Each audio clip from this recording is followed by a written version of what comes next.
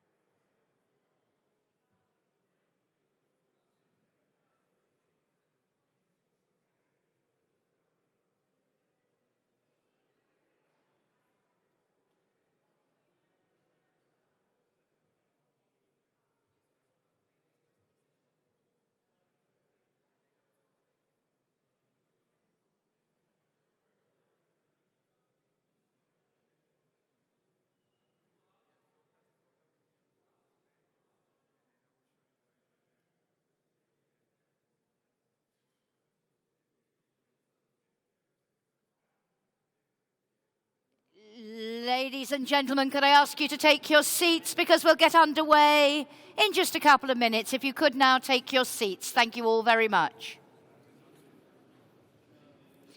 So, Axel?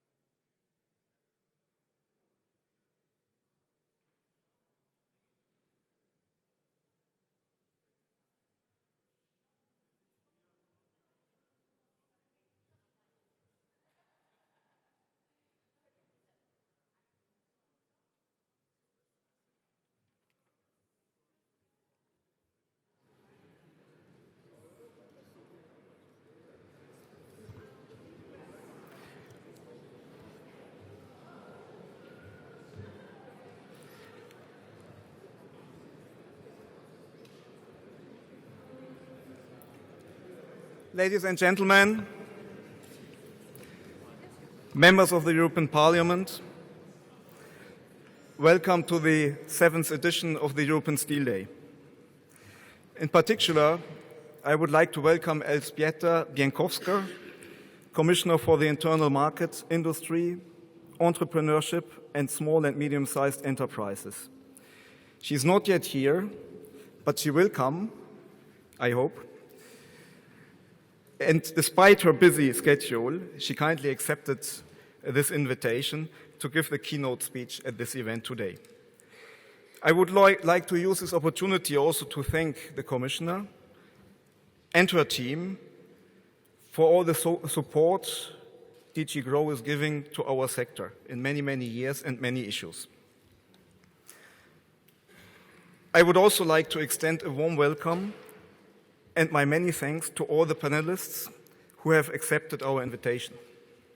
Ladies and gentlemen, those who believe that the steel industry is the old industry with outdated structures and unattractive jobs have no idea how far away that perception is from the reality. Steel is not just a commodity. There are thousands of types of steel today for countless applications, from the rudimentary through the extremely high-tech. Modern society would be impossible without steel. The potential for the further development of steel is still enormous. Every year, many new types of steel are invented in the European Union. These new steels are shaping our future and the futures of our children. The European steel industry is the engine for new, cutting-edge technologies. From no other region in the world do so many steel-related patents emerge than from Europe. 3D printing with steel powder is on the rise. The reuse of carbon dioxide from the steelmaking process to produce new products is being developed here in Europe. Our companies are working hard to make the production of steel based on hydrogen instead of coking coal a reality. The EU steel industry is more advanced in digitization than many other sectors here in Europe. Seems possible if we can operate under fair conditions. The European steel industry is at the foundation of the European Union, politically and economically, and it is part of its future. We therefore welcome the outcome of the presidential election in France this Sunday. President-elect Macron is an ambitious pro-European defender of free and fair markets and a solid supporter of European steel industry as one of the driving forces for progress, jobs, growth and welfare. I realize that we, who work for and represent the steel industry, have to do more to explain to the public and to policymakers that steel is as much the future of Europe as it is its past. And maybe we should be a bit prouder of having the chance to work within this vibrant sector despite the deep crisis we have been fighting our way back from since 2008. Last year, we discussed the future of steel in the context of the process of reforming EU trade policy and the EU's emissions trading scheme. At today's event, we will focus on two other forward-looking issues: low-carbon steelmaking and digitization and Industry 4.0. Europe can grasp the opportunities the steel industry is offering, but policymakers must realize that this is only possible if unfair trade and EU legislation do not undermine the investment capacity of our companies. Before now handing over to our president, Geert van Poelvoorde, please let me also introduce Jackie Davis, who will be moderating this conference. Welcome, Jackie. Thank you very much for your kind attention, and I wish you all a pleasant event. Thank you. Indeed, Axel. Thank you. So, modern society would be impossible without steel, and you talked there about how it's already shaping the future, but the enormous potential to do more. Anything is possible. But what do we need? What conditions do you need? What support do you need in order to do that? That is what we will discuss as we look into these key issues of climate mitigation and digitalisation later on. One housekeeping note before we start. The Twitter hashtag is ESD2017, and I have Adolfo and Mika who are monitoring the Twitter sphere, so I will be coming amongst you later on with the microphone for your questions and comments to our panels, but if you feel a little shy or preferred the medium of Twitter, please do feel free to use that avenue and they will report back to me on anything coming in. It's now my great pleasure to give the floor to the EUROFER President, Geert van Poelvoorde, who is also, of course, CEO of ArcelorMittal Europe Flat. Very warm welcome, sir. Thank you. Thank you very much, Jackie. Thank you, Axel. So first of all, good afternoon, everybody. So I see that we have a good room filled today. The reception is also good filled, I have seen. So I have been told it's a better formula than last year because there is a reception behind with a walking dinner. So this is good. So welcome on the Steel Day 2017. As you know, this year there are two main themes of this year's event, digitalization and ensuring a low-carbon future for our industry. Digitalization and decarbonisation are the two watchwords in the steel industry today, and I want to briefly explain why we are focused on them this afternoon. I think it's fair to say that people who aren't familiar with the steel industry do not naturally associate steel making with the digital world. But as many of you will know, steelmakers are in fact dedicating significant human and financial resources to developing and implementing digital platforms and technology. The steel industry is the perfect candidate for digital solutions in terms of its complex business processes and marketing. So it's no surprise that the most digitalized areas of the steel industry in Europe are procurement, supply chain, and digital platforms for our customers. There is arguably even greater potential for benefiting from digitalization and Industry 4.0 in the steel plant itself, which is the so-called smart factory. We'll hear specific examples of what Europe's steelmakers are doing during this afternoon panel discussion. Now, turning to our second topic, ensuring a low-carbon future for steel. This is an era where there are many examples of us truly being at the cutting edge of an emerging market. In the video address that you will hear shortly from the President of the European Commission, Jean-Claude Juncker, you will hear his positive words on our industry's pioneering work. European steel companies are exploring ways to produce steel using hydrogen to eliminate the use of fossil fuels. Others are experimenting by using solid biomass products in the blast furnace to eliminate coal. And of course, new steel grades are continuously being developed and produced, allowing our customers to offer lower carbon products to the end user. I'm very excited by what digitalization and the low carbon economy mean for our industry. And there is a lot more I would like to say in this speech today on this topic. But unfortunately, there are two huge challenges facing the European steel industry that have reached a critical point in 2017 and which I cannot go unaddressed in my remarks of you today. The first one is the European steel trade defense, and the second one is phase 4 of the European Union Emission Trading System, the ETS phase 4. Let me start with trade. Trade, it isn't about Europe's raising its barriers in an era of rising global protectionism. It's about fair trade with the rest of the world. Fair trade. It's about fair trade in an era characterized, however, by excess capacity in global steelmaking and state subsidies that severely distort world steel trade. Let me remind you the numbers with specific reference to China. Globally, I think you know the numbers in the meantime, we have an excess steelmaking capacity of about 800 million tonnes. Around 300 to 400 million tonnes of this is accounted for by China. Yes, They have reported that they started to take measures to reduce their production capacity. 65 million ton capacity cuts in 2016. The target is 50 million ton capacity reduction in 2017. Impressive, fast movement. What is the reality? The reality is that China continues to produce more and more steel.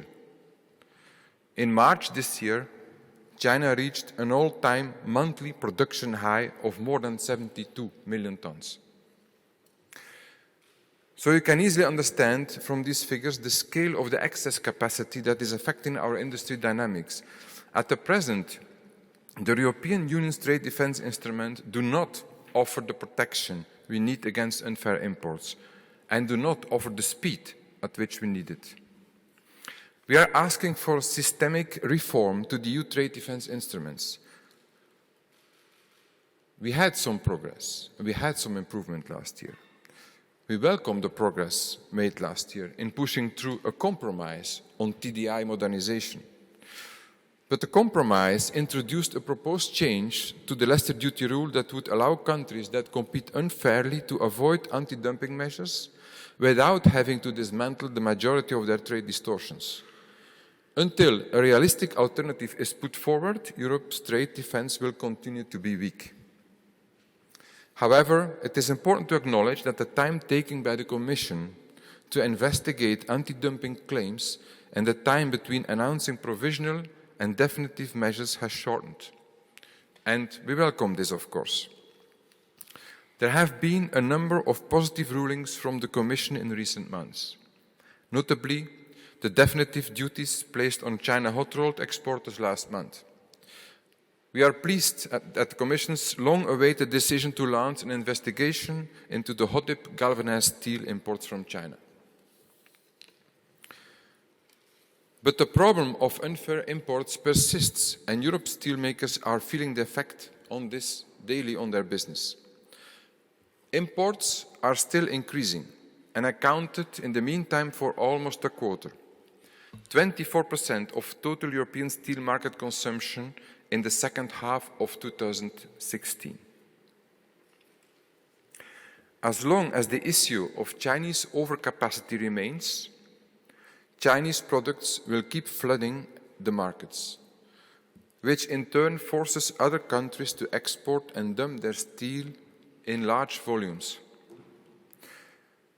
One example is that of the case of hot-rolled coal imports into the EU from Russia, Ukraine, Serbia, Iran and Brazil. The Commission must decide by October 7th whether to impose 5-year duties against those 5 countries. Despite there being clear evidence that the conditions of dumping, injury, and causality have been met, the Commission took the very disappointing decision last month not to impose any provisional anti-dumping measures.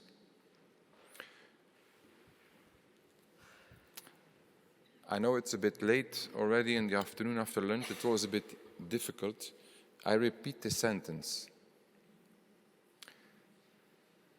Despite there have been clear evidence that the conditions of dumping, injury, and causality have been met, the Commission took the decision not to impose provisional anti-dumping measures. The decision was taken under the umbrella of union interest. This means that the technical, detailed evidence gathered over a period of several months by the Commission's own investigating team. It's not EUROFER or steel companies. It's the European Commission's own investigating team, which proved dumping, has been overruled in favor of a political decision with no transparency and no counter-evidence. I'm very sorry that Mrs. Biankowska is still not here, but Jackie, you should write this sentence down for the discussions.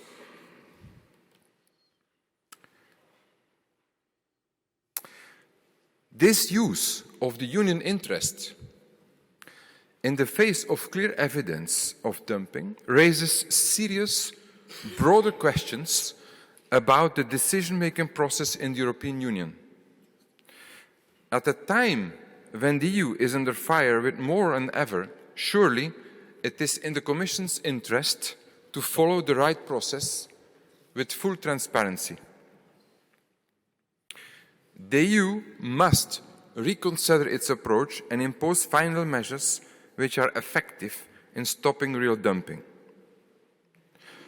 In the meantime, the Commission's decision not to impose measures is an invitation for these countries to further increase the dumping of artificially low-priced imports in the EU.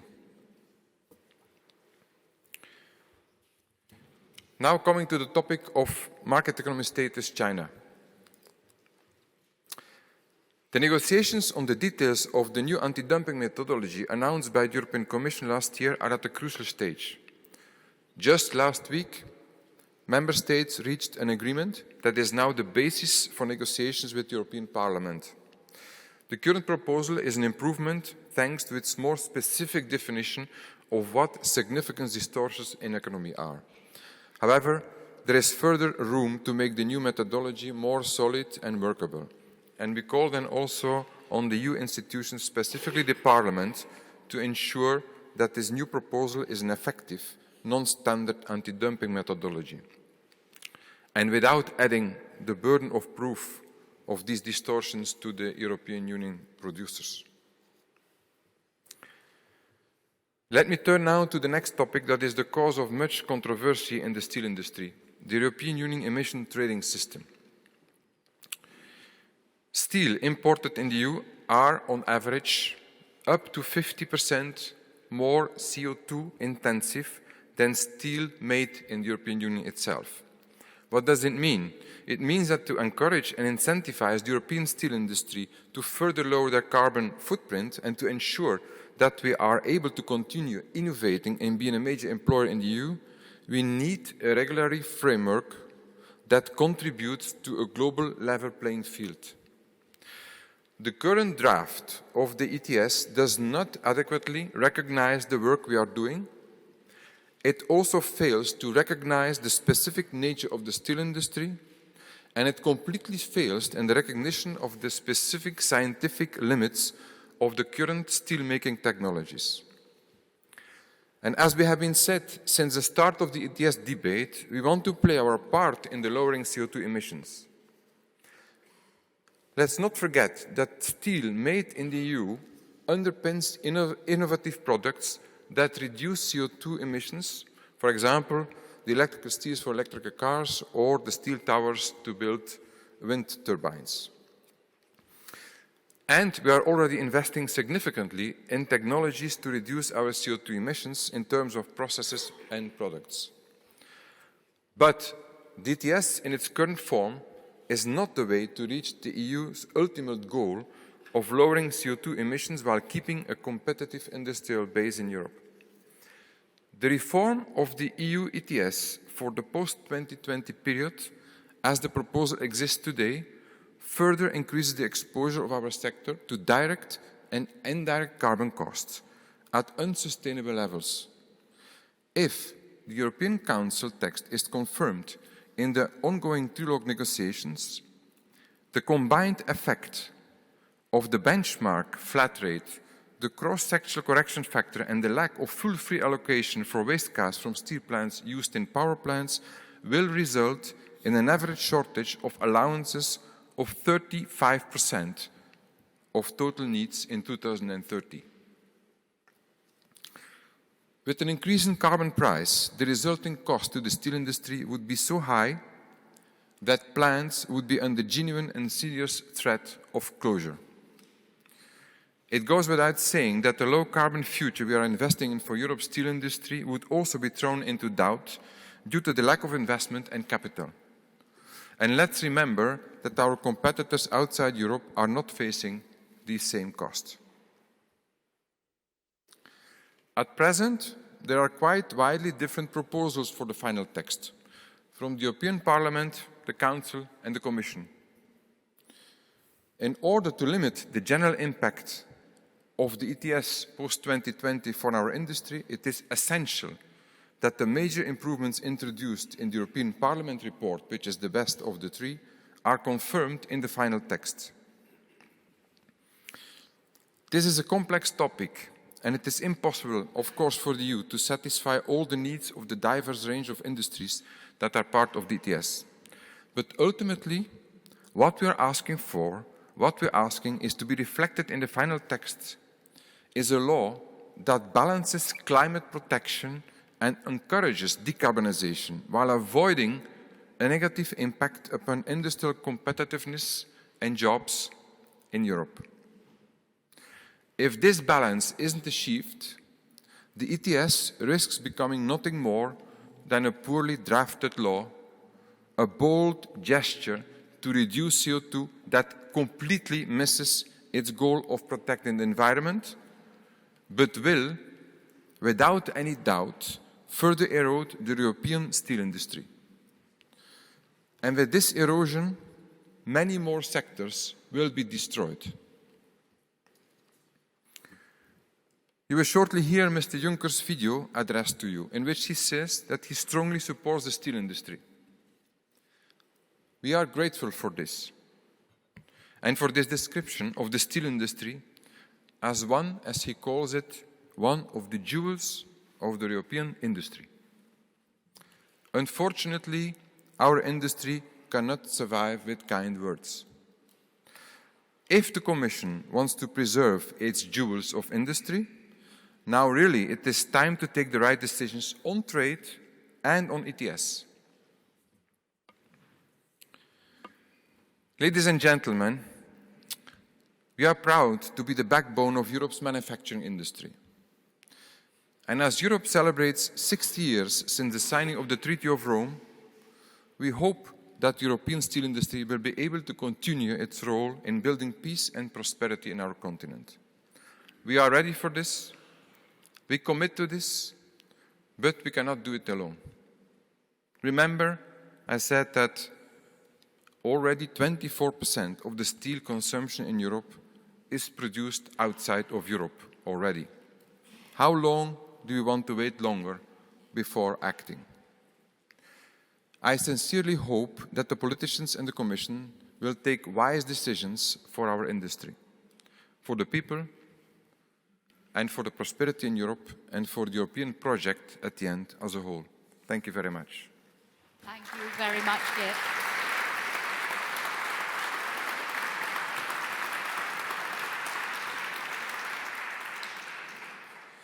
So I suggest we take a look at the video address of President Juncker. Absolutely. Let's watch that video.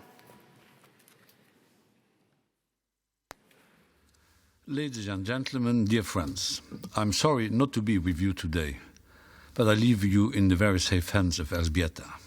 As many of you know, the steel industry has always been special to me. My father was a man of steel.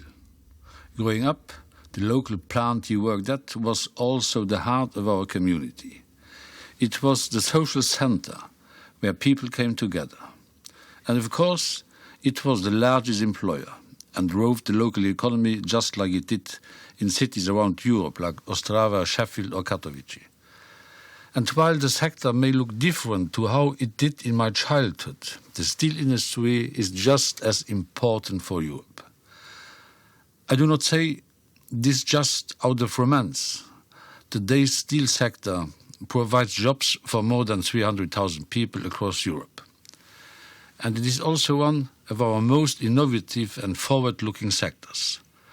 Today's steel plants look nothing like the ones my father worked in. They are modern, they are energy efficient. They make niche and high-tech products, and the sector is a magnet for pioneering research and development. The cutting edge helps to make Europe's steel sector a world leader and one of the jewels of our industry. Over the last decades, it has faced some serious challenges, from job losses and closures to unfair competition from abroad. That is why, since the very first day I took office, I promised to defend and promote our steel industry. We've invested in the industry through the investment plan. That investment has helped a small distributor in Poland to introduce new services and create new jobs. It has helped cutting-edge producers in Italy to improve its products and environmental performance. These investments will help keep Europe competitive. I make no secret that I believe in openness and trade with partners around the world. But I'm not a naive free trader. I believe in level playing fields and fair competition. That is why we have shown our teeth when we had to, by adopting anti-dumping and anti-subsidy measures. And we will not hesitate to act when others distort the market or don't play by the rules. That is also why the Commission has proposed to strengthen our trade defence instrument. I call on our Member States and on Parliament to speed up that work so we can defend our industry as strongly as possible. Elżbieta will go into more detail about what we are doing, but let me assure you that Europe will continue to stand up for steel. I wish you a successful day and look forward to seeing you very soon. Thank you. Bye-bye.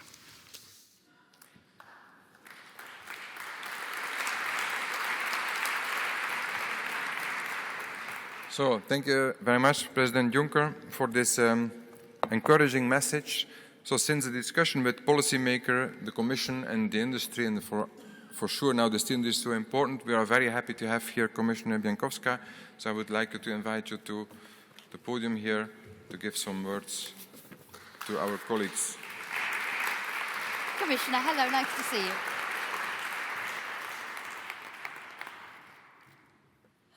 Thank you very much, President. I know that you do not need a nice word, but I also have to say that I'm from the steel region. I'm from Silesia in Poland, and I also have to say that, which is a nice word, but I have to say that I meet some of you quite regularly, and I am the one who present your point of view in the Commission. Of course, I'm commissioner responsible for industry, not for trade, not for state aid, but I'm trying really to present the point of view of industry, especially of this industry in the Commission. And I'm happy to be here today with you. Last year it was not possible for me, but it was so my time is quite today limited, but it was important also for me to be here at least for the moment with you. And as most of you know, on the 28th of February we held in the Commission the first European Industry Day. And it really allowed us to take stock of existing policies for strengthening European industrial base and to see what was missing. I hope that it will result in a coherent industrial paper, industrial strategy for Europe. Finally, a lot of discussion, the series of discussion with other sectors of industry. And I think the great interest in the February conference really proved the demand for the dialogue on industrial policy. And I see this still day as a continuation of this dialogue. I'm also very pleased that we can focus and that you are focusing on the future. So the question, the digital low carbon future for steel with a question mark, is, I think, extremely important, and we have really to face the industrial digital revolution that is ongoing. To me, because I have to say that from the very beginning, to me, there can, and even more, there must be a digital and low carbon future for the digital steel industry. There must be. Digital and low carbon future. But of course, at the same time, you know it better than me, we must respond to those individuals, to those cities, to those regions and communities who really see their job vanish or their job go elsewhere. It is not even about protecting what we have now, but this is about creating a basis for the successful future for the steel industry. Now, of course, I'm not very innovative here, but I think that are a lot of challenging that European industry, especially steel industry, can are facing, and they really can look daunting. But for me, there are three main challenges that we have to face. Of course, the challenge of digitalization, low carbon economy, so both of them that are in the title of this conference, of this meeting, and of course the challenge of globalization, very, very much connected with the trade. But I deeply believe that if we look at each of them and if we put all of them together, there can also be opportunities for the steel industry. I know that we are in the middle of the discussion for ETS, and this is one of the most important also problem for you. And again, I'm trying to present your position on this. But let me start with a few words on all of those three challenges. Let's start with the digitalization. As I said, and you observe it probably again better than me, we are in the middle and we have to really notice it. We have to feel it. We have to know it, that we are in the middle of the industrial digital revolution. New technologies are changing the way we weigh, they are changing the way we produce. And of course, mastering those changes is not easy. The quickest to adopt are those who benefit the most, the quickest to adopt to the new technologies and new business models. But of course, energy-intensive industries, including steel, will also have to manage these changes and these challenges. Because I think, and we see it in the Commission, that Europe is actually in quite a good position to benefit. In many high-end industrial sectors, our businesses are world leaders. We have a large numbers of brilliant innovators and entrepreneurs seizing new opportunities. And we have well-educated workforce, but still we have to do a lot also on this field. Still, as I see it, cannot be perceived only from the perspective of the company. Oversupply from China will not end up with a very quick recovery like this.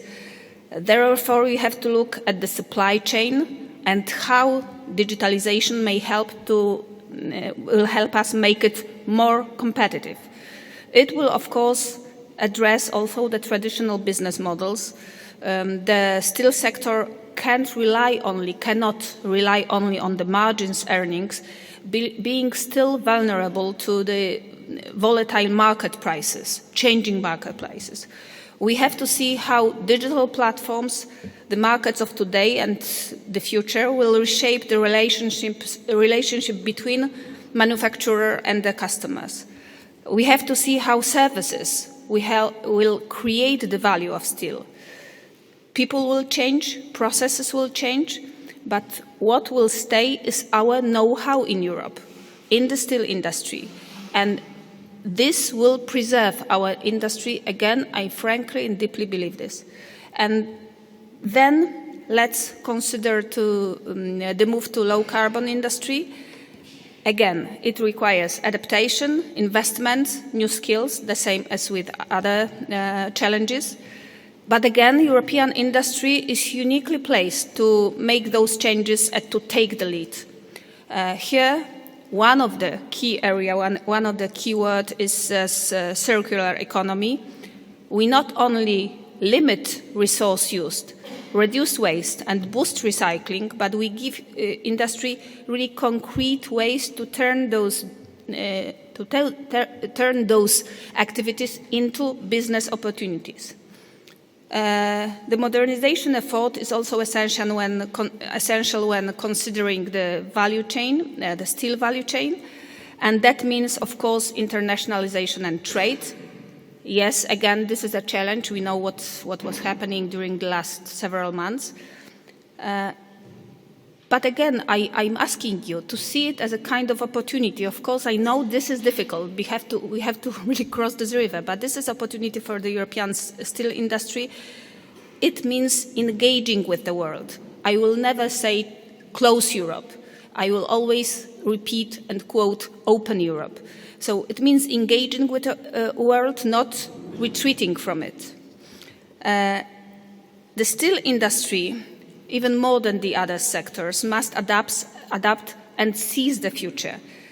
But of course, what is the role of the Commission and other public authorities? What we have to do is to provide a really supportive framework and tools to help you to adjust.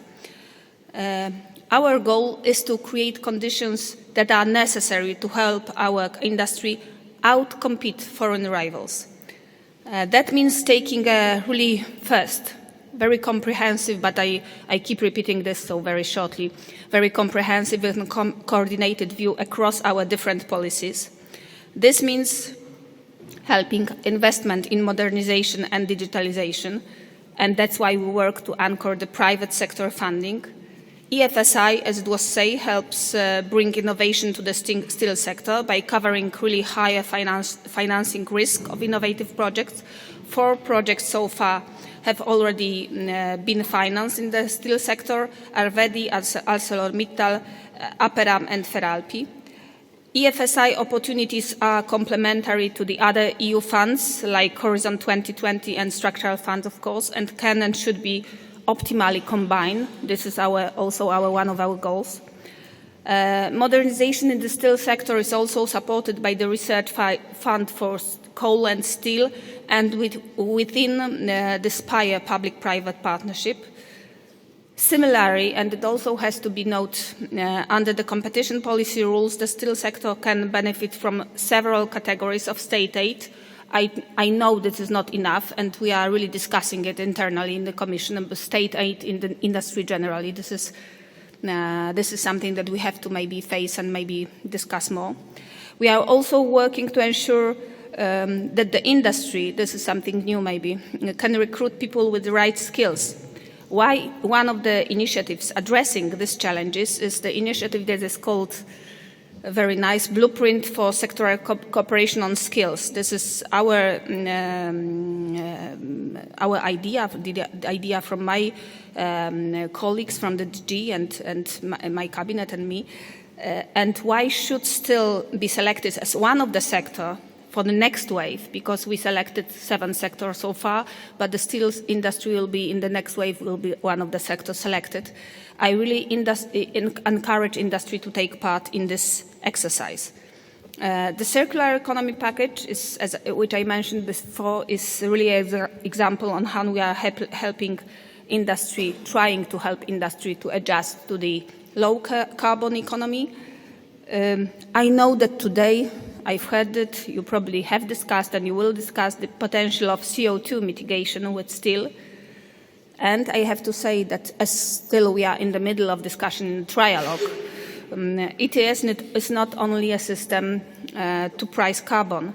The legislative to revise the EU ETS for the period after 2020, of course, envisages also the creation of the Innovation Fund.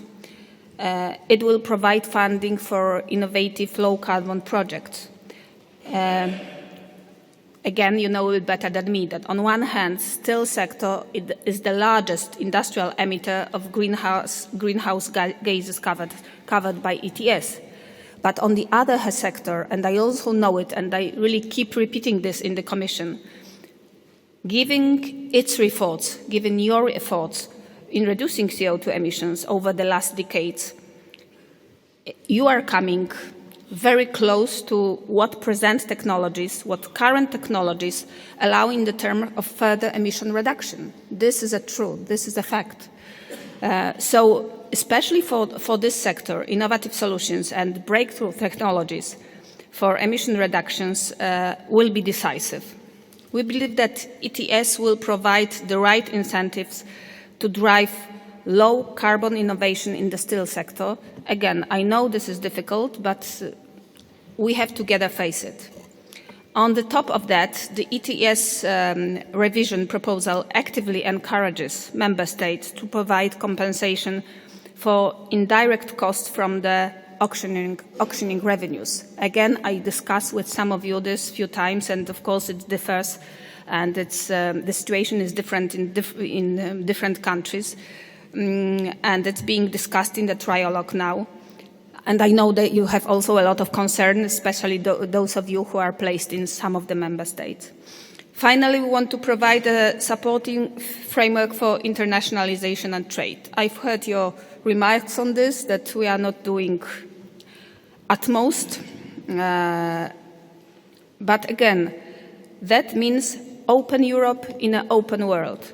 I know that how you feel about unfair competition. We discussed a lot. I will continue to fight for a level playing field in international trade. We are ready now to use trade defense measures against unfair trading practices. Our proposals, which is currently hopefully finally in the Parliament, to modernize trade defense instruments and to amend the anti-dumping calculation methodology are really important steps. I was calling and urging member states really to speed up the whole process, but finally it is in the Parliament. These proposals really adapt the EU trade defense instruments to the changes in the legal environment, to the existing economic realities. They also maintain a high level of trade defense against unfair practices, while at the same time being WTO compliant. In addition to these measures, we are working to tackle the causes of global overcapacity, which, as I heard, will not disappear from one day to another, through the Global Forum on Steel Excess Capacity, of course, in particular with China, because this is the biggest problem for now. As I said at the beginning, we face challenging times, but I fundamentally believe, and this is also a subject of today's discussion between you, that there are opportunities out there. Europe is the best place to win on digitalization. Europe is the best place to win on the move to clean and low carbon technologies. And an open Europe is the best place to win in the world. To do that, we need, as I keep repeating, to cross this river, to adapt. And of course, everyone must play one's role. The only way we can succeed is working together, is understand our own reasons and our own thinking. At the Commission, it's very important to getting out of Brussels and working hand in hand with the member states, with regions, with the cities, with the communities, but of course, above all, with the industry, entrepreneurs, and other stakeholders. And that is why it was so important for me to be here today with you. Please do not take it as a nice words. I was trying to present the other face of the challenges. That let's treat them also as the opportunities.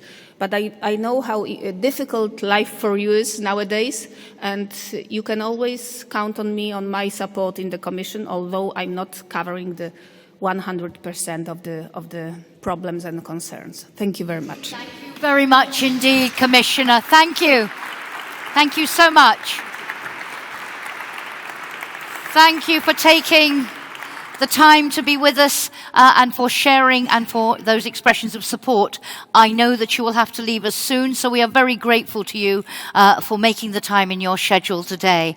And we will discuss all those issues that have been raised by the Commissioner, by the President, and by the EUROFER President. So, there can be no doubt about the importance of the issue we are here to discuss today, the importance of this sector for the economy. Jean-Claude Juncker said it was one of the jewels of industry. And Axel said at the beginning, modern society would be impossible without this sector. But Geert warned of many of the things that need to be done, that must be done urgently if you are to play that role in the future.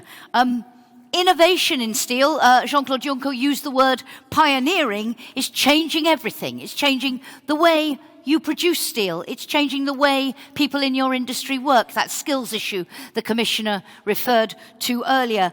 It's changing the types of products you make. So we're going to talk about all of that. How do you meet the challenges and make the most of those opportunities that Commissioner Bieńkowska underlined? We're going to discuss this through two panels. As you heard earlier on.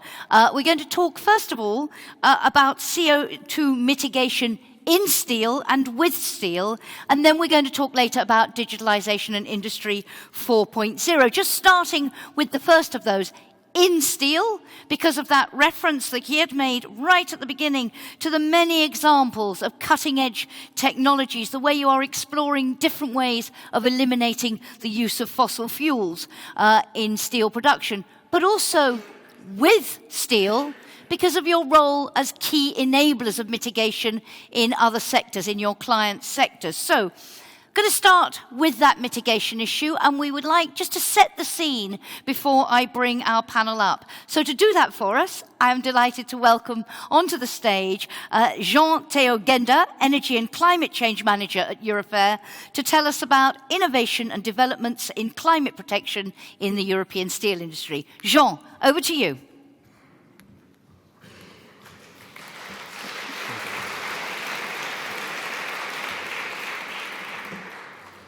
Ladies and gentlemen, good afternoon. It's an honor for me to introduce the CO2 mitigation activities of the EU steel industry, in particular to present briefly the innovation and development for climate protection that the steel industry is actually investigating. How to start? I would like to start with something we can all agree on. So we heard about it already. It's about sustainability. So for sure, Europe needs a sustainable industry. This is also true for the EU steel industry, which provides base material for all industries. If you don't use steel, you have somehow steel in the equipment you need to produce your product. So what is sustainable industry? So in sustainability, we need to take into consideration equally the three aspects. The aspect of the social aspect, we need to provide and create jobs. So we need to take into consideration the environmental aspect, meaning that industry should not deplete resources. We need also to take the economic aspect, meaning that the industry needs to stay competitive. Resource efficiency, not deplete resources. What are we doing in the steel industry? In the steel industry, we talk about, when we look at resource efficiency, we look at resource efficiency at production level as well as at application level. At production level, we need to consider, going back. This is at production level. Here we need to consider that the steel industry is a system. A system is more than the sum of its elements. What we do first is that we optimize each process and each equipment. And after that, we optimize the chain. It's really important because it's not about having the best instrument. It's about having the best process chain. So resource efficiency is being also improved through scrap recycling. So we are recycling scrap. So how do you do that? How do we improve resource efficiency? We improve also resource efficiency in using byproducts like slag that are being used as building material or as substitute in other sectors, for example in cement sector, where you also avoid using natural resources, and with this you're saving natural resources.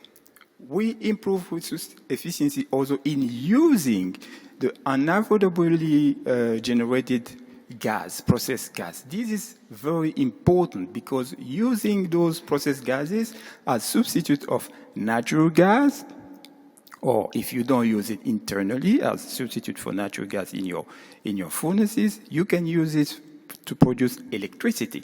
This is really, really important because this comes down to have the best system, a very optimized system.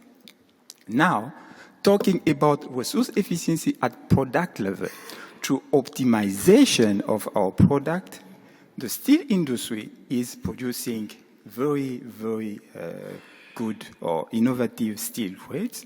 Actually, we produce more than 2,500 steel grades that are being used in other sectors and help there to improve efficiency and reducing CO2 emissions. What does it mean? Using our byproducts is really important to save natural resources. It's a big contribution to environment protection.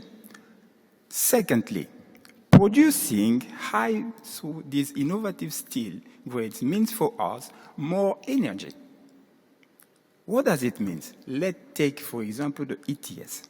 If you take the ETS is concentrating on this part, and a part of the middle.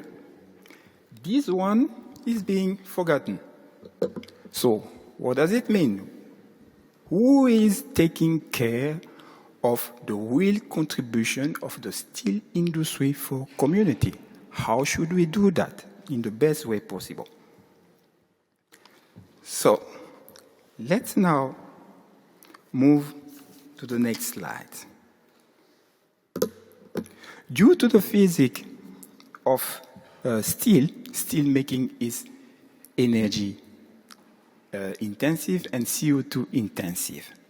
And with this, the steel industry has been working for improving resource efficiency and CO2 emissions. And today we heard about it, the steel industry is actually at the physical limits of conventional technologies.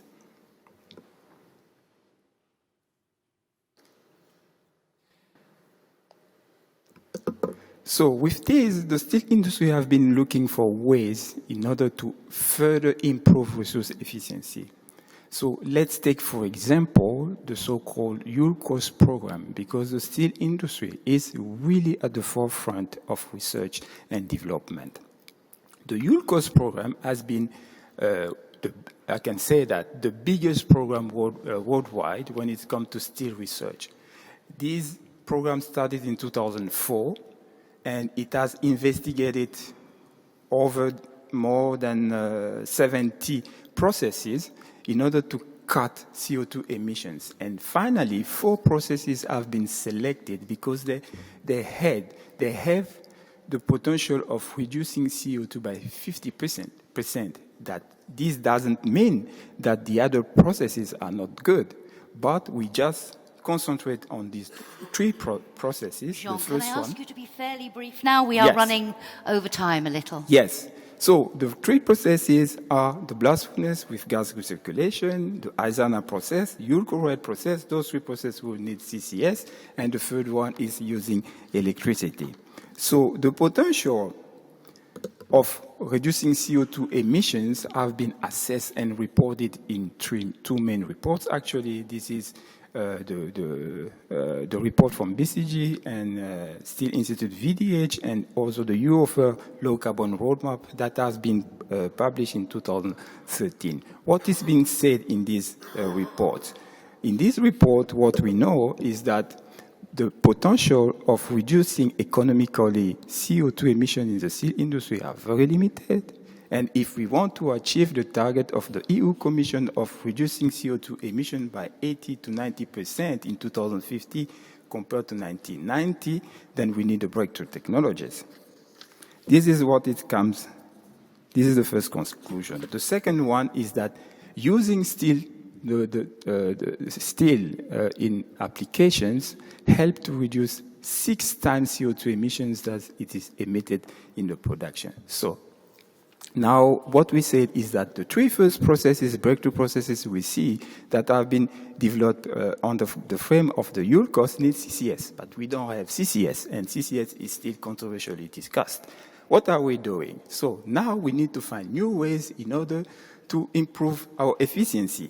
That's the reason why the steel industry actually is investigating new processes, and those processes or those projects related to the new processes can be summarized in two groups. The third one is the so-called carbon direct avoidance, where we are trying to use regenerative electricity in the basic steel making. For example, in producing hydrogen through water electrolysis, and use this electrolysis, this hydrogen as substitute for carbon. And with this, we will produce water steam instead of CO2. The second one will be process integration.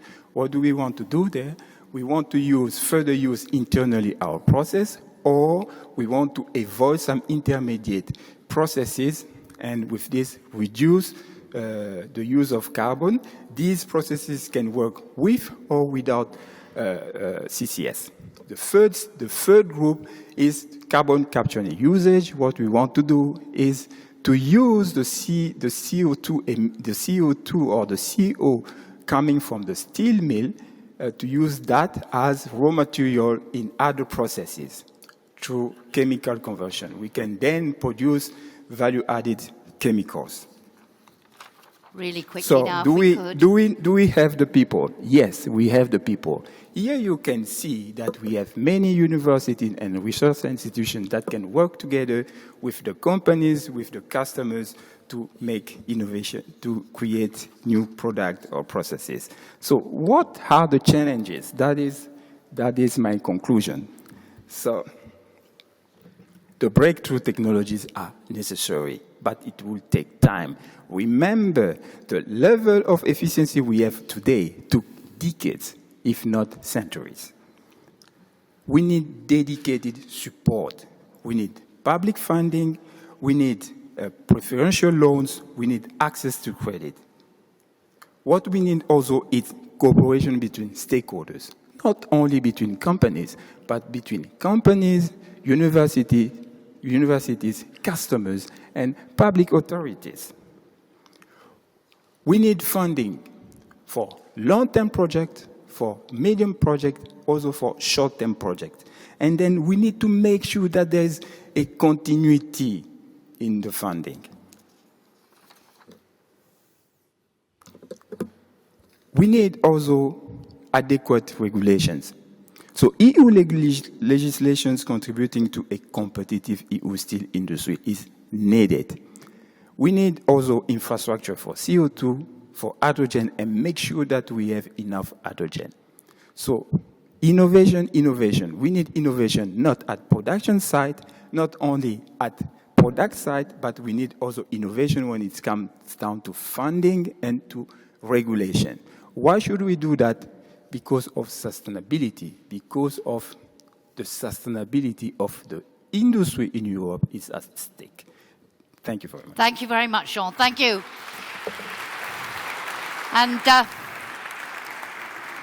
sorry to be so tough on timing, but I want to bring our panel up. You have raised lots of issues that we need to discuss. So without further ado, let me bring them up. Joe Leinen MEP, who's a member of the European Parliament's Environment, Public Health and Food Safety Committee. Joe, come and sit next to me. Very good to see you. Nice to have you here. Thank you so much. Thank you. Wendell Trio, who is Director of Climate Action Network Europe. Wendell, there are some steps there if it's easier for you than climbing all the way around. A very warm welcome and thank you for joining us today. Carl de Marais, who is Chair of ESTEP, the European Steel Technology Platform, and Vice President and CTO, Head of Technology Strategy in the ArcelorMittal Group. And last but not least, Herbert Eibensteiner, who is CEO of Voestalpine Steel Division. A very warm welcome. The way this is going to work, ladies and gentlemen, I've asked our panel not to make any opening statements. We want to dive straight into the discussion because so many issues have already been raised by our opening speakers. I want to delve into this with them. I will ask the first few questions and then I will come amongst you Oprah Winfrey style with the microphone. Not just, ladies and gentlemen, for your questions, but if you have a short comment you want to make to what you're hearing, you are very welcome to do that as well. But let's jump straight in. And Joe, if I could start with you, and you should find a microphone. Lovely, you found it under your seat. Just in terms of the role of steel, I mean, we heard from Jean-Claude Juncker about the importance of this industry. He called it a jewel of industry. And we've heard how important it is for the low-carbon future of the whole economy. How do you see its role, both in terms of its own role in contributing to climate mitigation, but its role in helping others? And what, for you, are the most important challenges if it is to play that role? Hi, Jackie and everybody. Thank you for inviting me. I have 2 big steel companies in my region, in Saarland. My father worked 50.5 years by Röchling in Völklingen, so my family is very familiar with steel. And I was ready in the parliament to really contribute to a compromise that might be doable in the next decade. Now, no doubt, we saw it in the speech of the commissioner as in this presentation, steel is fundamental for an industrial society. You could not have an industrial society without steel. And I hope that this is a wide acknowledgement in Europe, in the EU, as well as in institutions. But the question is, of course, the future of steel. It might be even more important than it was in the past. We saw that a lot of appliances that we would like to see for a low-carbon economy comes with steel. And therefore, of course, the interest is big that our steel industry is doing well and has a good future. And the key challenge is to achieve that? Make sure it can play that role? Now good, among many functions, I chair the China delegation in the parliament, so I know your concerns that the world steel market is in disorder, that there has to be a new order, that overproduction is lowering the prices, and many of the companies are not earning money as they should do in order to invest. And then I could join the last, of course, presentation. Innovation is the key for the future. And I don't know whether I say it now, I say it later. Say it later. It's okay. So as you say, innovation is the key to the future. We heard a very strong warning from Geert earlier about, for that, we need the level playing field that enables us to invest in these technologies, in these breakthroughs that are so important. We'll come back on that a bit later. But Wendell, for you, it's fundamental, says Joe, to an industrial society. How important is it in meeting the climate mitigation challenge? Well, obviously, steel has a role to play. It has been said already in terms of windmills are strongly relying on steel and so on and so on. So I think it's clear that it has a role to play, but it also has a strong challenge. And maybe I can say a few words about that, because not so long ago, in December 2015, all countries of the world have signed the Paris Agreement, and most countries have ratified that. I think we're about 150 countries at the moment. And it's very crucial to know that in the Paris Agreement, all the countries of the world actually committed to phase out all greenhouse gas emissions by the second half of this century.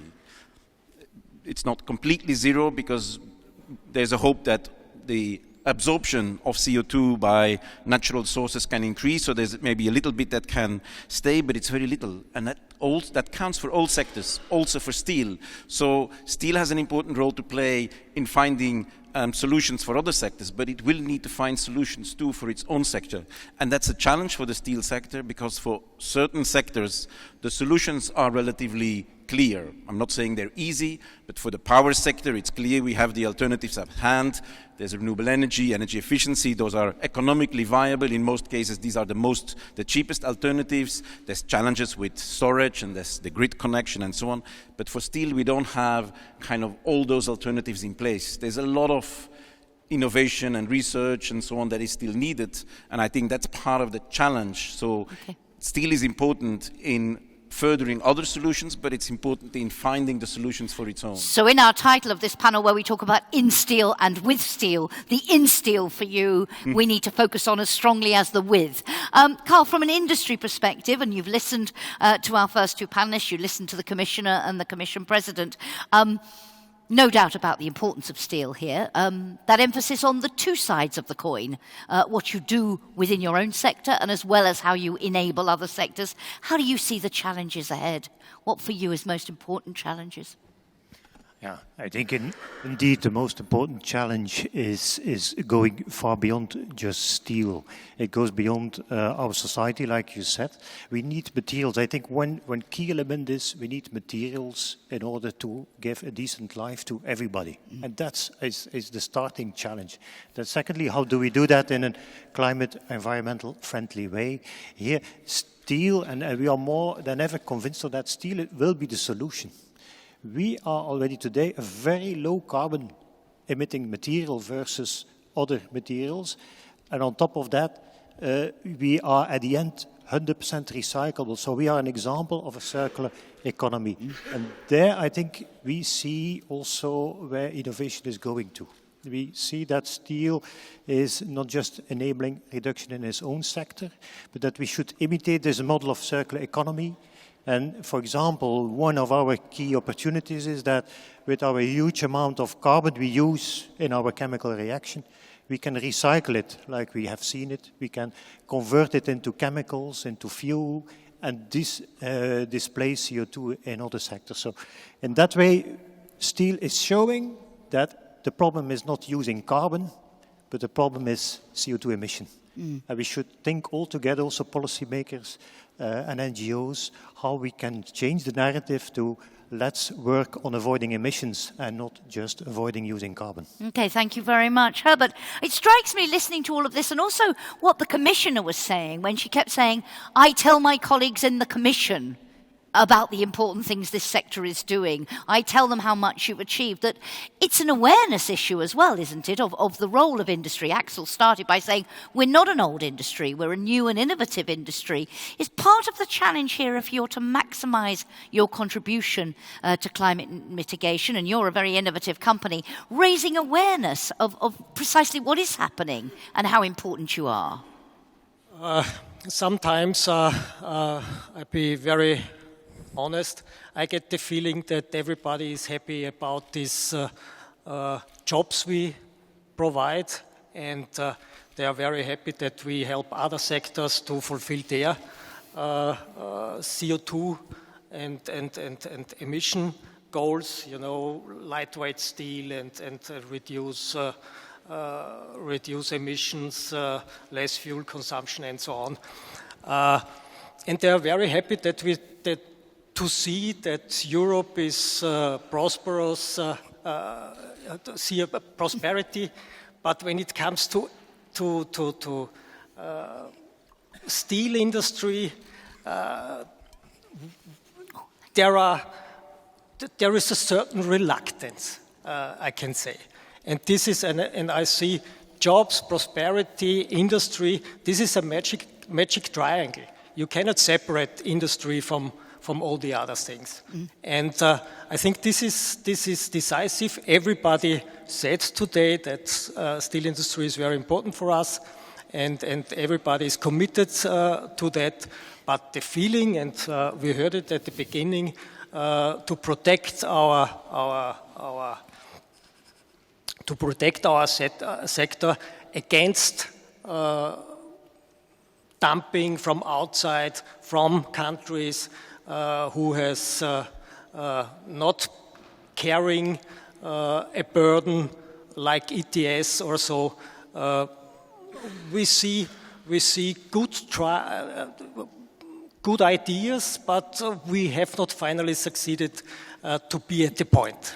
Okay, we'll come back on some of the very specific pieces of legislation, but broadly, if that is right, if perhaps there is, if I understand you right, we like this industry, it creates jobs, it does good things, but we don't recognise what we're doing to it that might undermine that. What for you, and I'll start with you this time, are the key elements of an enabling environment? Jean-Claude Juncker talked about, I promised to defend and promote the steel sector from the day I took office. What do you need? Jean mentioned money, public financing to help. He mentioned adequate regulatory framework, which we've touched on, and he talked about the cooperation between different stakeholders. What for you are the key elements of an enabling framework that really will enable you to play this role? It's a very important point, and I didn't hear it so far, is energy. So when all our transformation scenarios we have heard today need energy, and we have the chance to increase renewable energies, but nobody talk about an environment, how can we create this energy we need in the future to convert our industry to a low-carbon industry. It can be done by renewables, but nobody is talking about infrastructure, about new grids, and so on. So for me, and very quickly, because this is it's a long-term target, this energy union or energy topic we are talking about, and we have to start immediately to make sure that when these breakthrough technologies are ready, that we have the energy to run those processes. It will take time, yes, but the conversion of the energy system in Europe will take time as well. And that's the key, and providing the infrastructure that we're going to need. Carl, from your point of view, highlighting there something we haven't discussed so far, bringing energy into the equation. What for you are the key elements of this enabling environment? Yeah, really a key element, and I think we have excellent examples in Europe, are that we have to go away from negative signals to positive signals. We create, when it's an environment, always policies which are penalizing, which are punishing, which are hurting you. And the more I hurt you, the more I believe I will incentivize you to move. That is not working. And we need to go to positive incentives. And I think Europe is really, I would say, visionary and front runner on, for example, their current view on renewable energy and the clean energy package they launched end of November. For me, that's visionary. They said, if you have fossil waste streams and you can convert them into fuels, we will recognize this as renewable because you avoid that you combust them just and you make CO2. I would really congratulate them for that. With that, they create a positive signal. They create an environment in which some new businesses can occur. And we should take that also for steel. I was going to say, so how do we apply that? What would that mean for you to apply that same vision for your sector? Well, if you see what the Parliament is trying to correct on the ETS, to at least create an environment in which ETS is for the plants who are at benchmark level with current technologies which are neutral. And on top of that, give them incentives if they go into innovation and breakthrough and go beyond what is already proven technology and really take high risks, that this is now a positive signal that they can get some cash generation from that in order to reinvest it. I think that's an example of positive signals instead of believing that by hurting and by punishing we will move people in a positive way. Wendell, would you agree with that? That positive incentives are more effective than the negative? What for you? Is it carrots? Is it sticks? Yeah. No, I mean, I think there's two sides of the coin. I mean, we need incentives for the front runners, those that invest in innovation and so on, to really have the enabling environment to push them forward. But we actually also need to ensure that the laggards are moving along and that they don't get a free ride. And in that sense, I think it's both support and regulation that we would need in order to move a sector through. But I wanted to react to one thing that Carl said. Describing the carbon price, which, as far as we know, the steel industry has not much contributed to that until now. But as far as the carbon price is concerned, describing that as a punishment is not really an adequate reflection of reality. The reality is that greenhouse gas emissions have a price, and we can choose. It's either the society who pays that price, or it's those who emit that pay that price. And I think that's not a punishment. It's actually simple economic application. If you cause a kind of a price, then that you pay for it. And I mean, we need to be aware that the projections for if current emissions continue for Europe alone is that the costs of climate change will be 190 billion euros a year. 119 billion euros a year. Somebody has to pay that. And so the decision is who. I think that's what it's about. Carl wants to jump in. Do you mind if I let Carl jump in quickly before I come? Got a very short one if you were dying to say something. No, I think we are fully agreeing, and the steel sector and all the companies really will take up that challenge and are taking up that challenge and that commitment.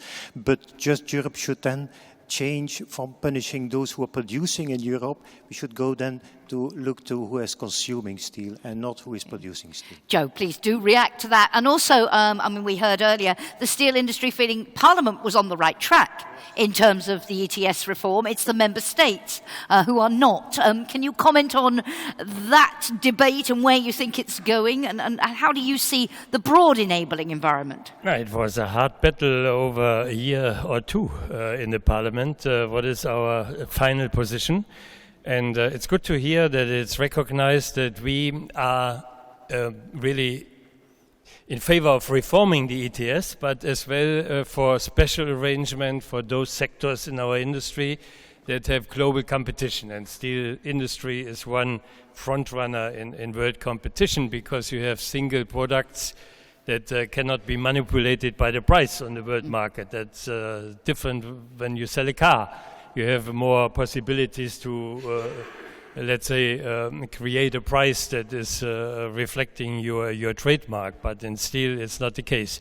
So we have done a few things. I think the audience would know what it is, to create more free allowances, to look onto the benchmarks and have more flexibility to lower them where they are too high, to especially reward the waste gas use and not to punish that one, and some others. So I hope that in the trilogues we are strong enough to strike that balance. I'm many years in environment protection. I'm dedicated climate promoter, and I think in this room there should be not anybody who doesn't accept decarbonization of our industrial societies. It's a must. I agree fully that by mid-century we have to decarbonize at a very high degree.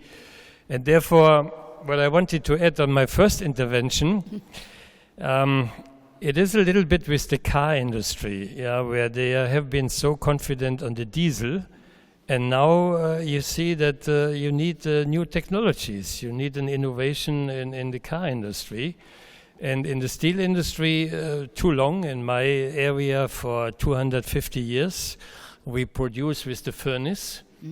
And maybe innovation comes a bit late. I don't know whether I provoke now a debate. That would be my purpose if there is a provocation. It happens that tomorrow morning I go with a group of MEPs to ThyssenKrupp, to Duisburg, to see the CCU, Carbon to Chem. And we are all interested to see whether this innovation can fly, because that would be the most, let's say, practical innovation that you reuse CO2 for something useful, let's say. That would be fine if that works. But we are very late, I must say, and now we are under pressure. We must recognize. Let's get a reaction from that. You're a very innovative company. Both of you are working. You're at the cutting edge of some of these technologies, but he says it's all been a bit late. Would you agree with that? And if whether you do or not, in terms of the investment we now need in these breakthrough technologies, what is going to drive your decisions as companies on making those investments and where you make those investments? I wouldn't say that we are late, because we can say and we can prove that the European steel industry is by far the most effective worldwide, because we have the lowest CO2 emission per ton. But I agree. So at the moment, the bigger next steps are limited, and that means that we have to go for the next steps, and this is this breakthrough technologies. We have not yet a breakthrough technology available, and but that we are committed is clear. We have started several in whole Europe, several projects where we can or where we want to reduce our CO2 footprint, but this is a long way to go. This is in an R&D status, and you know, before we started with the tryouts, with R&D, then we have to scale up all these processes. That means capex. That means opex. So it will take it will take years to bring it up to full scale. That's clear. And what can be done to help accelerate that process? Carl, would you like to react to Joe's question about the speed at which you innovated in the past, even if you are now? And where do you see the low-hanging fruit now? Will it really inevitably be in your role as a key enabler of mitigation in other sectors, while these longer-term projects to further reduce emissions in your own will take more time, as Herbert was saying? Where do you see the greatest potential, and what implications does that have for our policymakers? Yeah, indeed, the blast furnace is an old technology. I agree with you. On the same hand, it's a very modern technology, and it has changed really significantly the last 20-25 years. We have modernized this blast furnace. We run now on half of the coke that we had in 1990 in Europe, half of the coke. And second consequence, the furnaces, we have increased them. The scale is huge. We only have 25 places in Europe where we still have a blast furnace, but we do that at an enormous big scale. And I think that now becomes an opportunity. Because if indeed, and we have also within ArcelorMittal a strong approach to try to reconvert this carbon by novel technology into ethanol by a biological process. If you can do that now on one place, and as our furnaces are now so big and so concentrated, we really can do that very efficient. We can become an important element in the supply chain of other sectors. And one example is that if we would convert all the steel-based gases with this biological process into ethanol, we have enough ethanol to supply the whole polyethylene industry of Europe with stock feed. And they don't need to buy any more fossil oil in Arabia. They can run completely on steel gases. So just to show also the opportunity of steel, that we have modernized our furnaces, we have scaled them up, we have brought them to a level of excellence that we can now really be a reliable partner for other sectors to work together. So I would say the future will be really industrial symbiosis and try to work together over the sectors. Thank you. Wendell, you're sitting between the policymakers and the industry. Are you more glass half full with the progress they've made, or glass a little bit half empty with a feeling that they have a lot more to do? Well, that's clear. I think there's a lot more to do.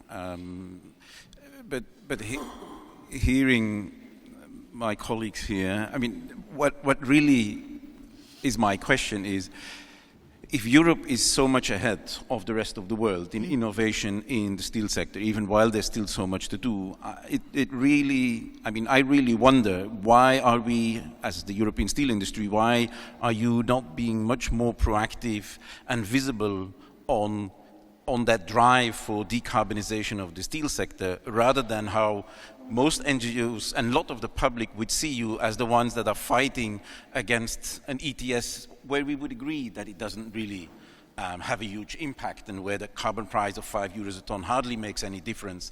And so that's a bit my question. Why are you not going for that kind of more proactive policy where you say, okay, we have something to offer to the world, decarbonisation is an opportunity, let's go for it, let's embrace the efforts that the European Union is doing to push for climate change and to push that on the global agenda, rather than kind of these efforts to weaken the ETS even further than what it is already now, kind of an almost unuseful Joe, you want to add something before I give them a chance to respond? Yeah, we recognize that we are late with breakthrough technologies. That's the reality. We have to live with it.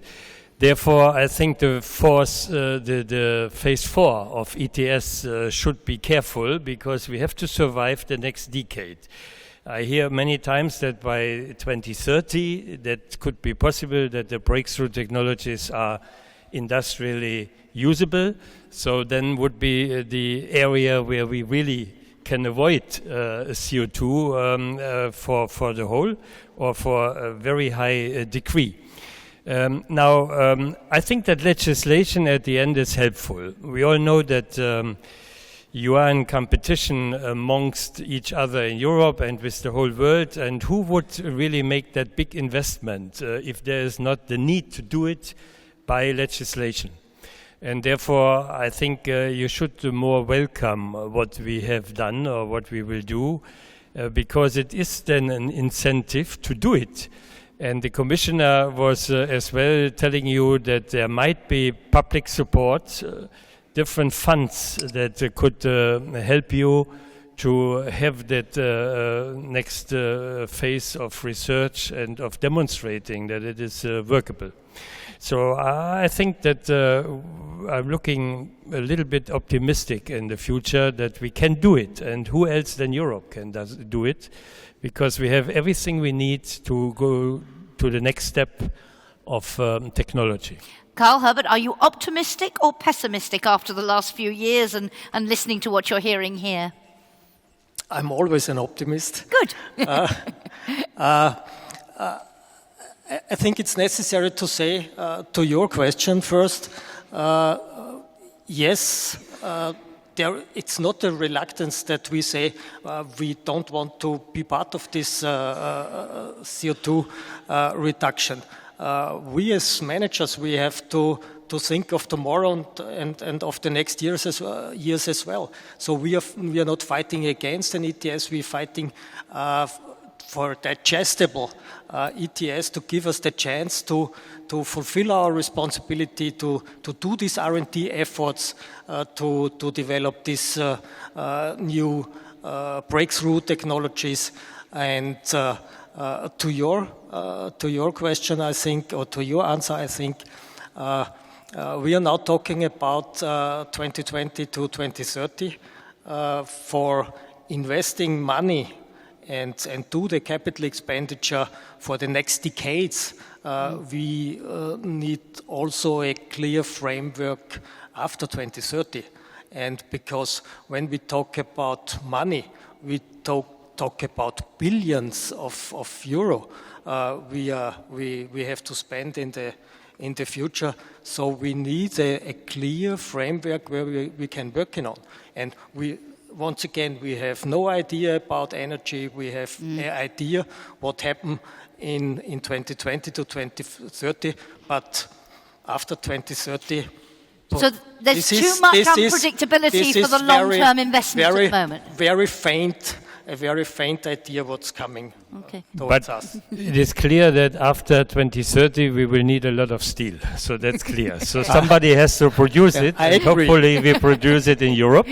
And after 2030 comes phase 5 of the ETS and climate policy. So the direction is clear. It cannot be it cannot be weaker. It will be stronger. And therefore, I repeat myself that in this decade, 2020, 2030, we have to have the technologies that enables us to produce steel without all the emissions. Karl.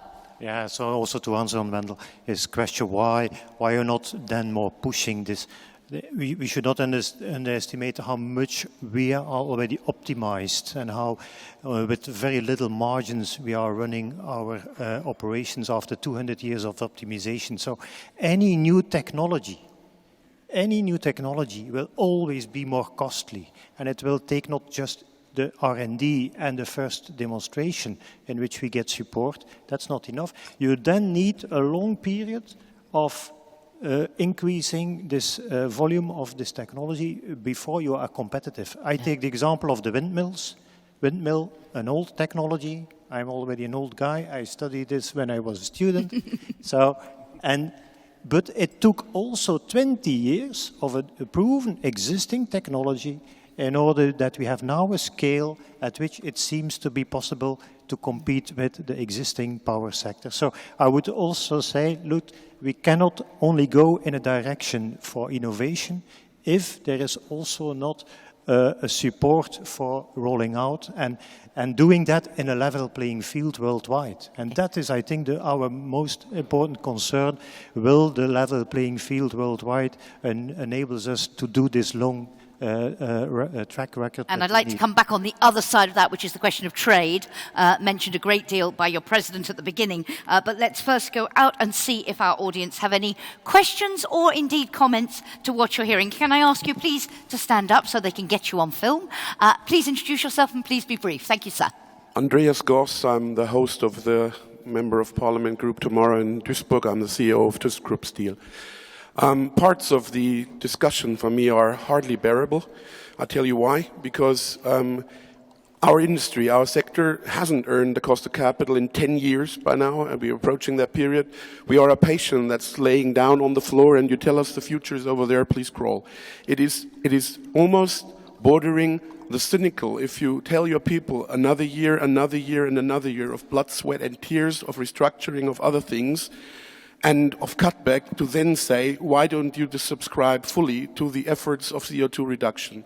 I think we fully support the CO2 reduction route. I think we in Europe are the furthest, as my colleagues have said, in actually approaching that reduction. We are the ones who really target from a technology standpoint to support the political and the societal consensus of CO2 reduction. That is also in our DNA. We do not fight it, but we have no weapons. We're being swamped with imports that are regardless of a CO2 content. We're faced with an American policy that takes that topic off the agenda. The American environmental secretary doesn't even have it on the website anymore. Yeah? And we are faced with a future that from India to countries outside the EU to Asia swamps us with those things. And we're hearing from you, can you not please invest a couple of billion more and follow that suit? Okay. Give us the possibility by a reasonable means to do that and help us to support that, because otherwise, and you know that, capital allocation is quick, you will end up with a Europe with a very low or no industry steel and a world that surrounds you that doesn't bother and care about your targets. And that is the future if we don't pay attention. Thank you. Thank you, Andreas. And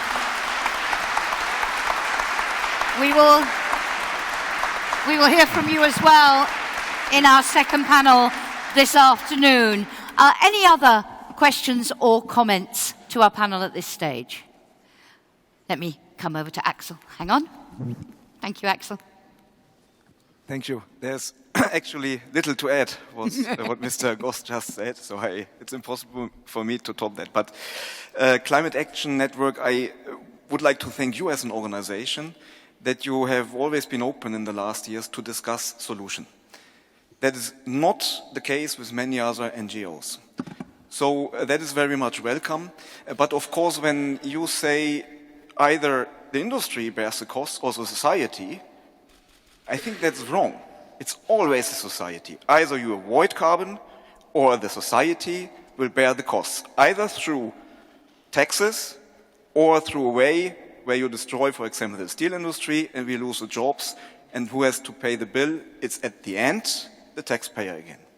So I think it's always the society that is paying, and that has also to make the effort. And we have now heard from Karl de Marais as well as from Herbert Eibensteiner. In fact, there is not really a master plan. What, for example, would happen with the electricity market if the steel industry would now manage to convert the whole steel production into hydrogen-based? What would be the impact on the electricity market? There's no one in the Commission, no one in the power sector who can answer me that question. And I can assume that maybe for Germany, steel industry, they would need half of the electricity consumption in Germany to make that happen. And then we have some other sectors as well, chemicals, cement, etc. So we need a master plan which is also showing a perspective.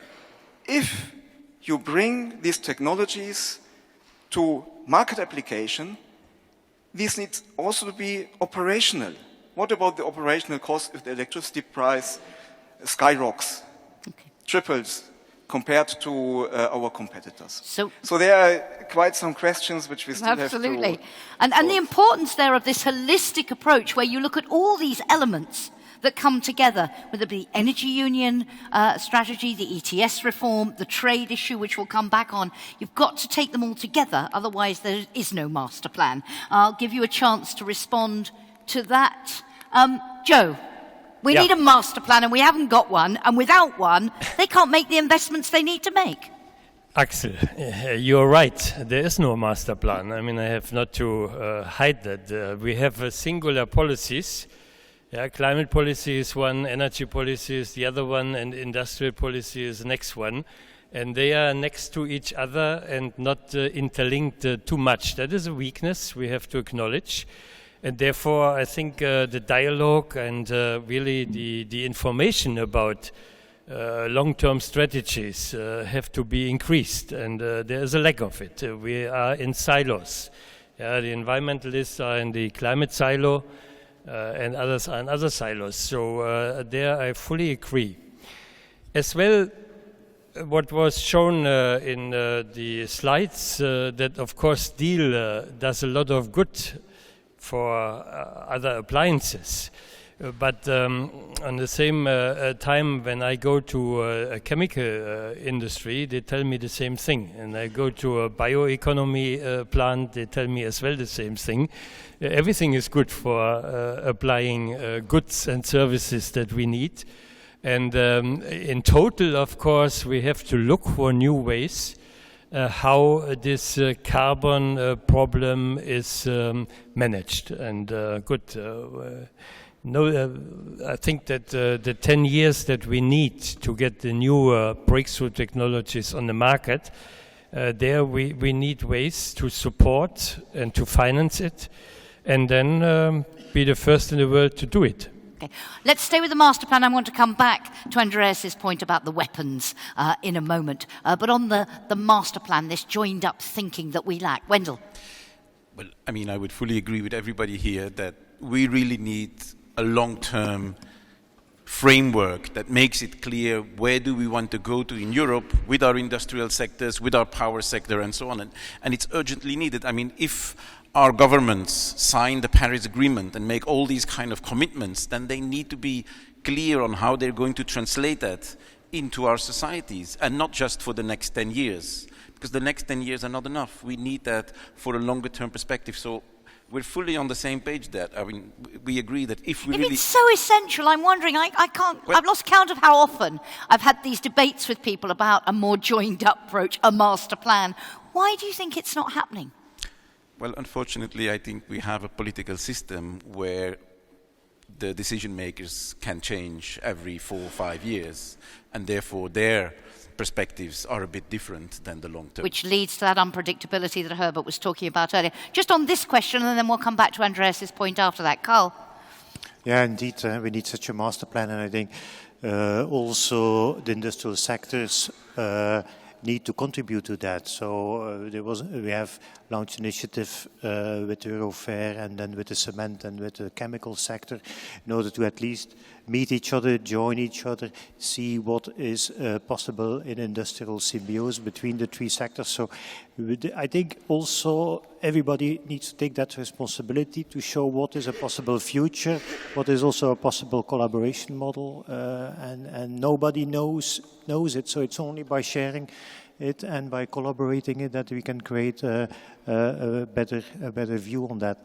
And I think that's needed for policymakers to also address what to incentivize. Just one element is that we should not forget material sectors. We always talk about industrial sectors like steel and cement and chemicals, but that's less than 20% of all our emissions. 80% is in the use of all our products and in all our consumption. So this leverage effect that we always see and that you always hear from other sectors is really there. Is 1 to 5 is what you need for materials versus what we emit in using the materials. And again, so why the leverage is really an opportunity, and we should not neglect it. And why the title of our session is In Steel and With Steel is because it's the use phase where at the moment there's lower hanging fruit because of the issues we've talked about breakthrough technologies. Herbert, a comment to this if you would like to make one, and then I'd like to come back to the trade issue in a moment. Yeah, I've mentioned already that there is no EU energy plan available, and we need very urgently a start of the discussion to give us an idea in what direction this energy union can go.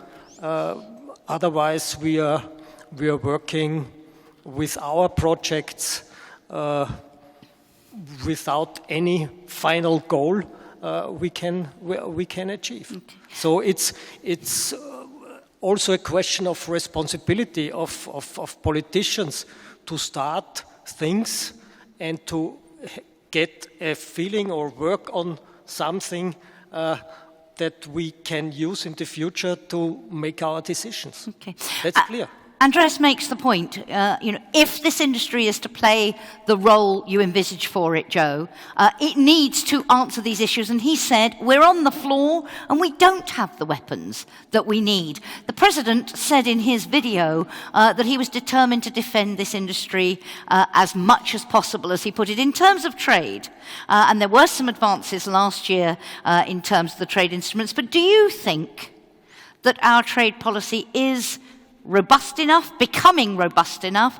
I mean, the most striking thing for me is the fact that this is an industry that was, as demand has grown again in the last 2 or 3 years, all of that increase in demand has been absorbed by imports. So net gain to this industry, none, indeed more of a loss. What do we need to do? And is it just about, we've talked about China, are we taking account of the rest of the world enough as well? Yeah, Jackie. Before coming to that, maybe the European Steel Day 2017 is the start, let's say, of a new approach to a master plan. I remember at the time when Günther Verheugen was vice president, he put together everybody around the car industry, Cars 21.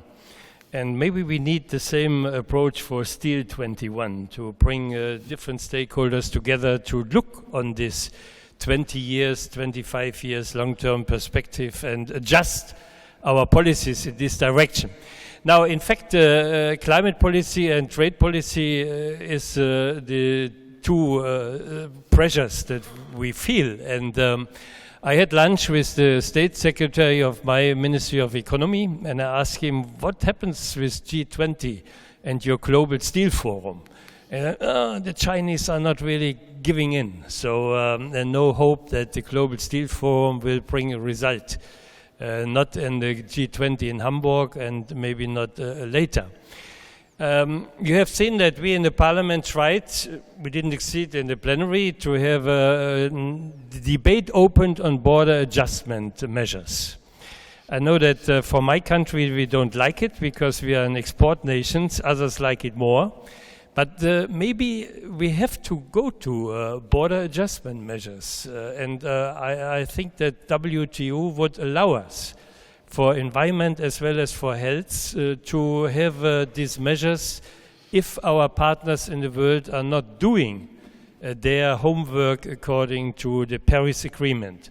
That would have to come quite quick in the next 2-3 years and not only after 2025. I know that these processes are quite slow, and I doubt as well that the Commission is really very willing to open such a debate, but maybe we could push the stakeholders here in Brussels and back home to think about defense measures if we go ahead, what we do with the 2030 package, and relevant partners from Russia, via China, via the US, are not doing the same. I think then it will be urgent to have trade defense measures in different kind of instruments. And more generally in terms of anti-dumping and so on, are we doing enough now when it comes to those specific cases? And is there a danger sometimes that we focus so much on China, and we did hear the figures earlier about China, though, that we are losing sight of the competition from other parts of the world, that perhaps not such a robust stance is being taken in those areas? Are we, again... The same thing applies for Russia, for Ukraine, or for India, wherever, let's say, dumped steel products come on our market. The question is, what is dumping? And that was the weakness in our legislation, that we have been very liberal, as to say that the EU, of course, is still net exporter to the world, so we didn't look too much into these pressure points that are now on the agenda since a few years. But now it is the time to react, to, let's say, increase our possibilities. And I hope that we find the consensus in these months for our trade defense instrument. Thank you. Carl, Geert said at the beginning that last year the progress that was made was a step in the right direction, but our trade policy is still too weak. And Andreas just said there, we just do not have the weapons for this fight. What do you think? What does the EU need to do? Yeah, again, use it as an opportunity. And I think Europe should be a leader. Europe is an industrial leader. We also want to lead on points of society and human rights and so on. And this whole trade, we are an open economy, and we are our success is based on global trade, import, export. So that should remain. But we should use it as a weapon and as a leverage to create really the same standard everywhere. Why not? We do it with REACH. We have a REACH legislation in Europe, which independent where the material comes from, you need to always prove that you will not have an impact on health. Why not the same approach for products that you import? You have to show what your climate change impact is, and we create with that a level playing field. And with that, Europe will be levering his knowledge to the rest of the world. We are only 10% of global climate emissions worldwide, so it's not Europe, it's the whole world who needs to change, and Europe can use trade also as a positive instrument in order to move forward with climate change. Wendell, a comment to that if you would, then I'll come to you, Herbert. Well, I mean, I fully recognize the dire situation that the European steel industry is in. I mean, I think that clearly there's quite a number of problems. I only have a bit of a problem if the carbon price is being pointed at as one of the main issues, which I think it's maybe an issue, but there's definitely bigger issues at stake, which is the trade issue and so on. We're fully in favor of ensuring that products all have similar standards, and that we kind of, in trade relations, that we have a limitation to the open trade relations as long as or to ensure that the standards are being kept.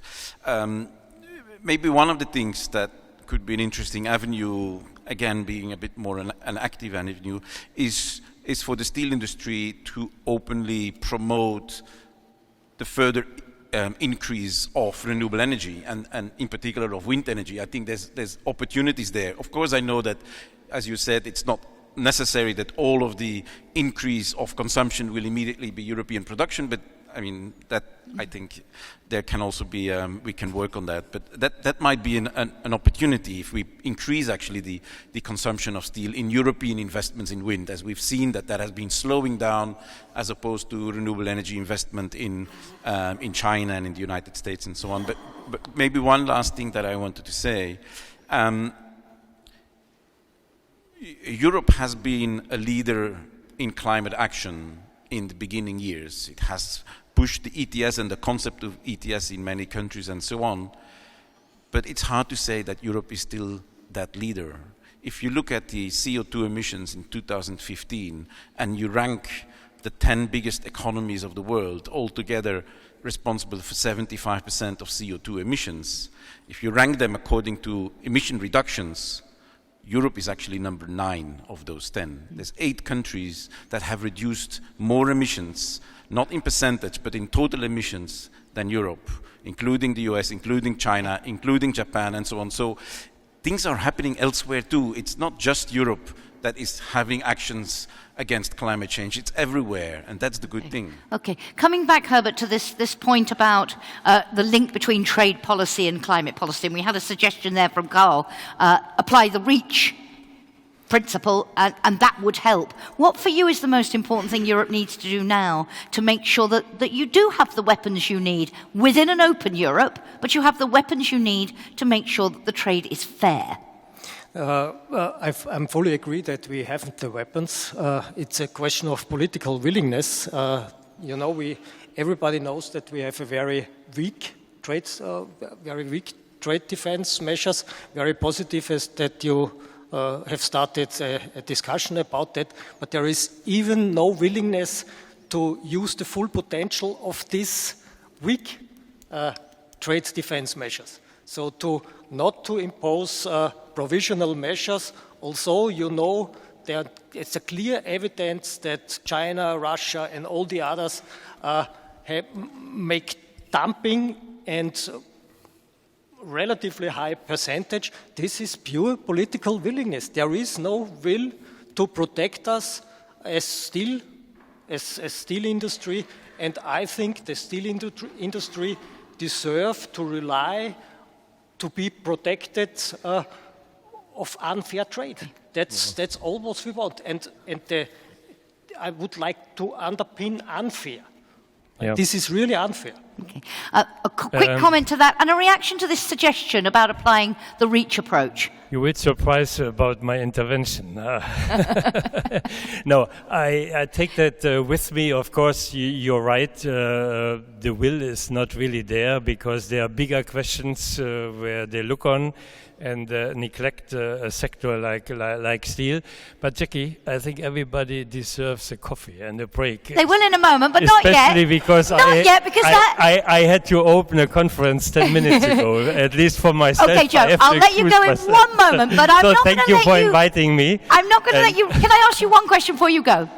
If you had to identify, if you were a CEO of a steel company, yeah, and you had to do one thing to maximize its contribution to climate mitigation, whether in or with steel, what would you do? I would do what my Dillinger Stahlwerke are doing. They are selling half of their steel for the wind turbines in the North Sea. So they're making profits even in difficult times. So look for ways to make money in tough times. Joe, if you need to run. I want to ask the same question to all of you, but I want to expand it.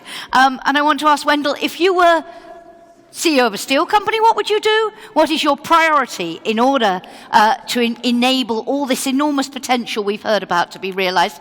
And if you were a European Commissioner for a day, or the President indeed, you can promote yourself a coup against Jean-Claude Juncker. What's the one thing you'd do if you're a policymaker, and the one thing you'd do if you were in the industry, in order to really accelerate this progress and realise this enormous potential? Well, I think there's lots of things to do, but if you oblige me to say one thing, and I will make it for the both of them, I mean, I think one of the main things will be to push for the European Union to really recognize the need for more financial support for innovation in the technologies that really can bring us to where we need to go in 2050. I mean, there's lots of technologies happening already, but we need to be able to look longer term beyond things that are directly profitable, etc., etc. And I think that's an important issue. And then if I was in the Commission, I would gladly accept such a request and ensure that more of the funding that is in the new multi-financial framework, so the new EU budget, that more of that money is actually being dedicated to decarbonisation, research on decarbonisation. Okay, so public financial support, absolutely key. Carl, what would you do if you were Commissioner for a day? And for yourself, for the industry, a priority? Well, I think we need to do both the same. We need to be much more creative, and we need to work much more together. We had the example of silos thinking. Policies are made in silos. We are talking about a global problem you can only solve if you really have a policy which looks at everything at the same moment. And the same for us as an industry. We have still a huge potential in the different sectors if we work further together. We have spoken about the integration of renewable energy and of chemicals and so on. So I would say be creative, and work openly, constructively together. So of Jean's triptych, we have the public support, we have the working together. I wonder if we'll get the third, the adequate legislative framework from Herbert. Herbert, what is your priority? What would you do if you were commissioner for a day? And for the I would really do what the commissioner in his video said, that I would give the attention to the steel industry it deserves in my politics, and all the issues which we discussed today, energy union, protecting trade protection measures, to recognize what we are doing in other sectors to reduce the footprint, the CO2 footprint, to fight for the jobs of the steel industry, because we are only talking about the 300,000 jobs we directly provide to Europe, let's say.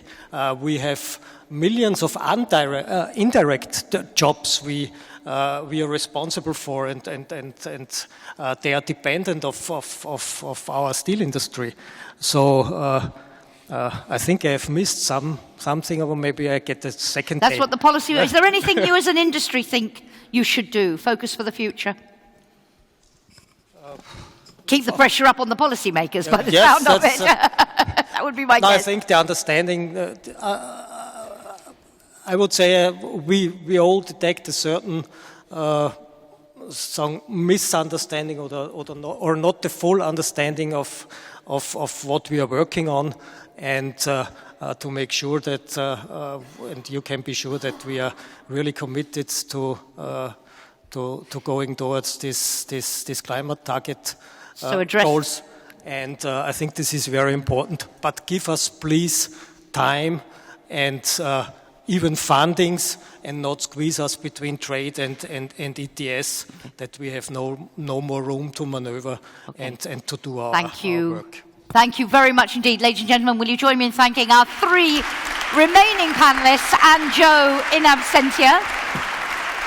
I am sure that in our next discussion, when we focus on digitisation and Industry 4.0, which of course a key enabler, it's an innovation in itself, but a key enabler of those innovations we're talking about, but also requires massive investments. I'm sure we'll come back on many of these issues. Going to take a 25-minute break. Coffee is served outside. I'll see you back here at 10 to 5. Thank you.